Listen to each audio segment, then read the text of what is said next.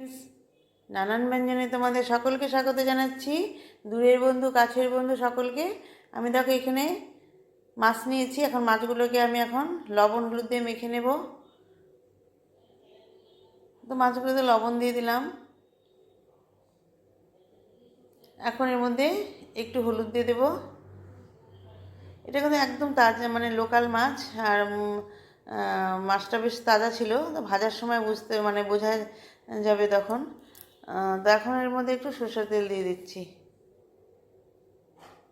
এখানে সরষের তেল দিয়ে এখন মাছটাকে মেখে নেব।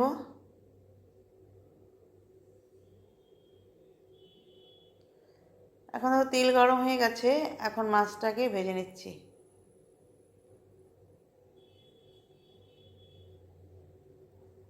তো এইবার সব মাছগুলোকে ভেজে নামিয়ে নিয়েছি। এখন দেখো তেলের মধ্যে আমি জিরা ফোড়ন দিয়ে নিলাম। আর আরেকটা কড়াইতে আমি এখানে মাছের জন্য আলু আর মূলাটাকে একটু ভেজে নিচ্ছি। তো এখন এখানে আলু আর মূলাটাকে আমি ভেজে নিয়ে এখন কড়াইতে আমি এখানে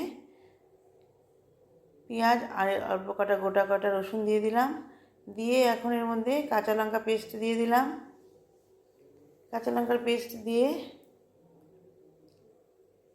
এখন এর মধ্যে পেঁয়াজের পেস্টটা দিয়ে দিলাম।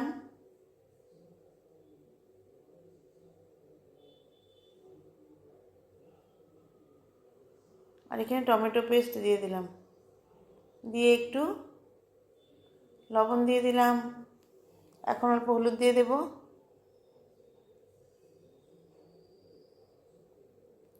দিয়ে এখন মশলাগুলোকে মিশিয়ে নেব লবণ হলুদের সাথে।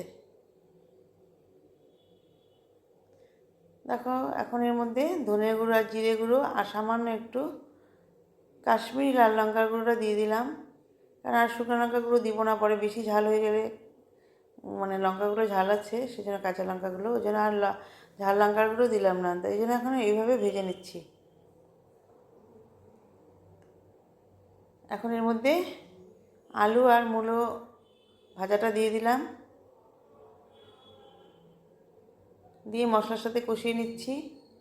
এদিকে আমার গরম জল করাও আছে।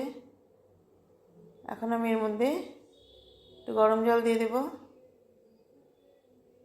তো গরম জলটা দিয়ে দিলাম। দিয়ে এখন ভালো করে মিশিয়ে নিচ্ছি। ঝোলটা এখন ফুটছে। এখন এর মধ্যে মাছগুলোকে দিয়ে দেব। এখন এর মধ্যে মাছগুলোকে দিয়ে দিচ্ছি।